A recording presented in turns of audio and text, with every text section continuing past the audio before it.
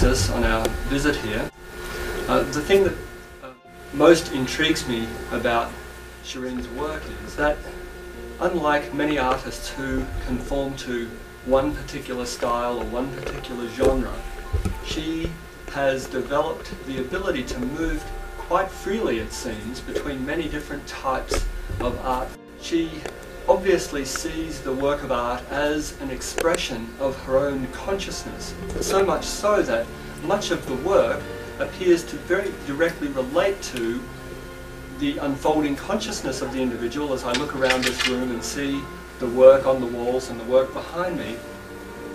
in the sense that the work seems to almost as if reconstitute the impulses of consciousness into visual form. Particularly now I'm referring to the anamorphic paintings of Shereen's, in which a visual presentation of figures, animals, birds, horses and so forth, have been presented in a way that from one perspective presents the viewer with a particular genre or a particular format, usually circular, with some geometric forms coming into the picture frame, but from another perspective, with the use of a cylindrical lens-like object, these forms are reconstituted to create something that is much more, I would say, representational of the original intention of the figure or the bird in flight and so forth.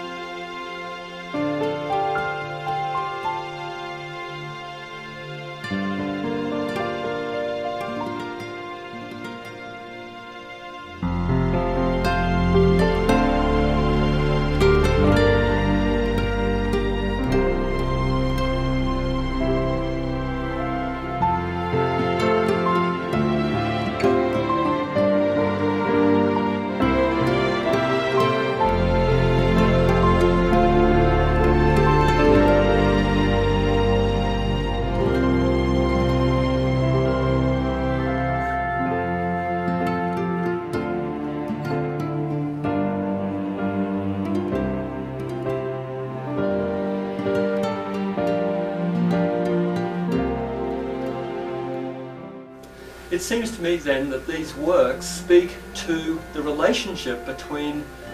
the state of consciousness, which is much more fluid and amorphous, and then the more perceptual levels, we would say the percepto-cognitive levels of interaction with a work of art that we relate really with the time and space that we function with in this relative world where figures and so forth exist. And the fact that these two levels of art or perception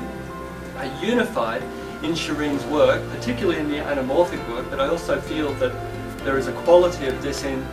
many of her life drawings done at the slate and even more contemporaneously than that, and also in the more abstract forms of sculpture, one of which is standing behind me, seems to speak of this relationship. And I must say that it's this that I find particularly attractive about her work and interesting, and I certainly hope to be able to learn more about it and follow up on this first initial contact, and hope in perhaps some of our writing and some of our work in the curatorial field to pursue this relationship further and this interaction further. So I'm very pleased to have had this opportunity to speak about Shereen's work and to have begun thinking about it, and I look forward to further dialogue